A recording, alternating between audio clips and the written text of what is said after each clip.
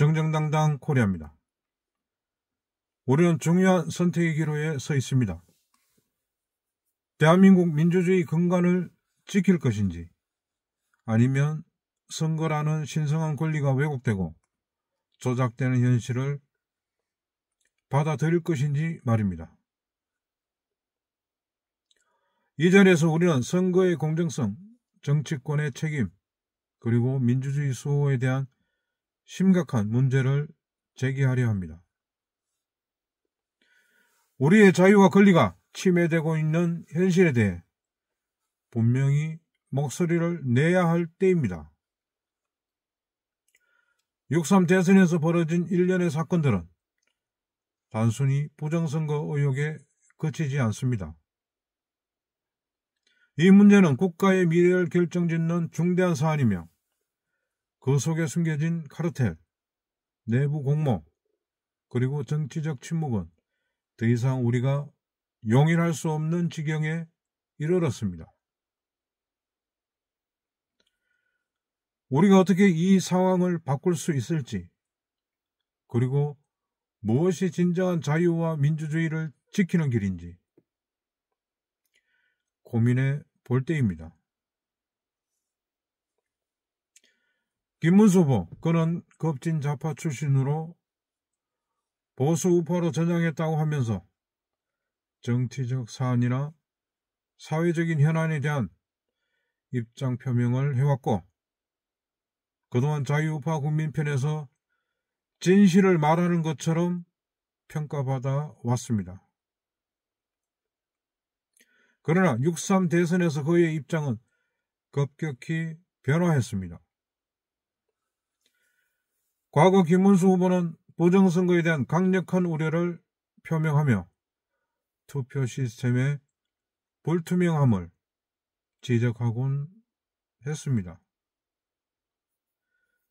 사전투표와 전자개표기 시스템의 위험성, 그리고 부정선거 가능성을 여러 차례 경고한 인물이기도 합니다.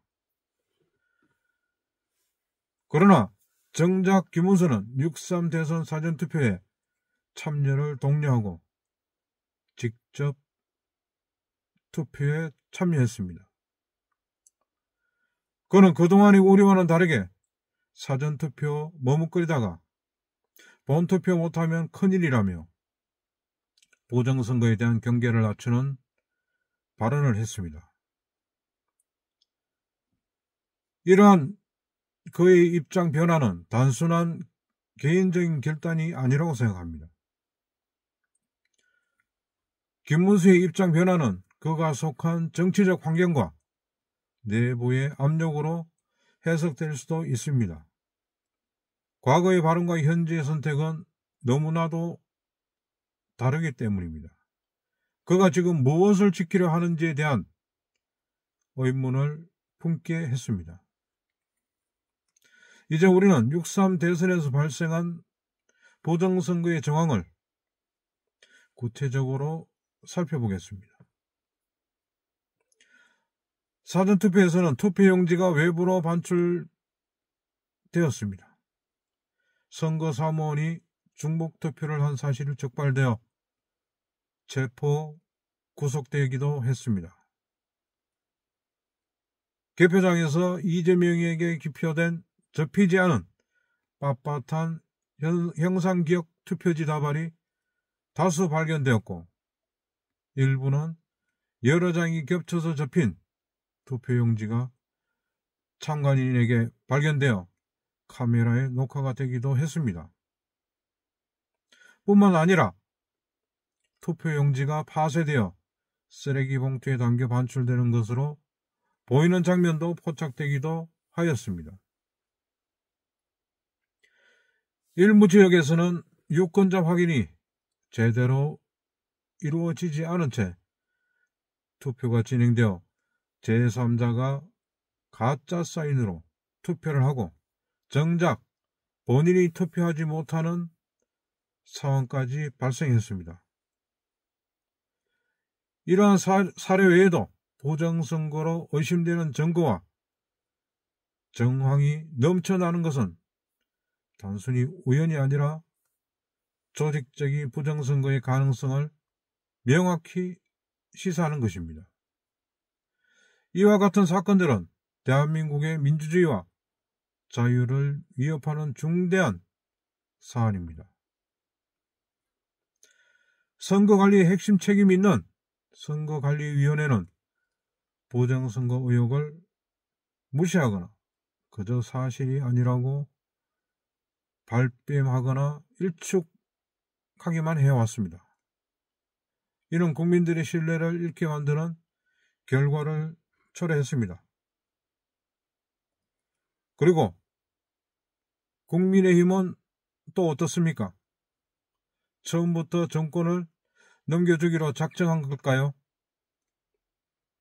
수많은 부정선거 의혹에도 김문수 당사자뿐만 아니라 국힘 전체가 꿀처먹은 벙어리 새끼들처럼 침묵하고 있다는 사실입니다. 통상 개표율이 60%가 넘어야 당선자 확정을 발표할 수 있는 상황에서 고작 개표율 40%가 간 넘긴 상황에서 언론 3사가 동시에 이재명의 당선을 확정지어버리는 때도 국힘과 김문수는 결과에 승복한다는 패배선언을 발빠르게 했습니다. 그리고 선거 다음날 김문수는 집 근처 관악산에서 아무 일도 없었다는 듯이 턱걸이를 하고 훌라후프를 쳐돌리는 짓으로 대한민국 앞날의 불안함에 밤잠을 설쳤을 자유우파 국민들을 농락을 했습니다. 부정선거 의혹에 대해 침묵하는 이들은 단순히 방관자가 아닙니다. 그들은 공범입니다. 침묵은 동의와 같고 묵인 역시 그들의 행동에 대한 책임을 나누는 것입니다. 이런 침묵은 결국 국민의 권리와 자유를 배반하는 행위입니다. 우리가 진실을 알고 부정선거를 바로 잡으려 한다면 이러한 침묵의 카르텔을 깨고 나아가야 합니다. 결국 그동안 제가 주장해온 반국가 세력이 주도한 윤석열의 탄핵 유도, 계엄, 그리고 탄핵, 조기 대선, 이재명 당선 시나리오가 증명이 되었다고 생각합니다.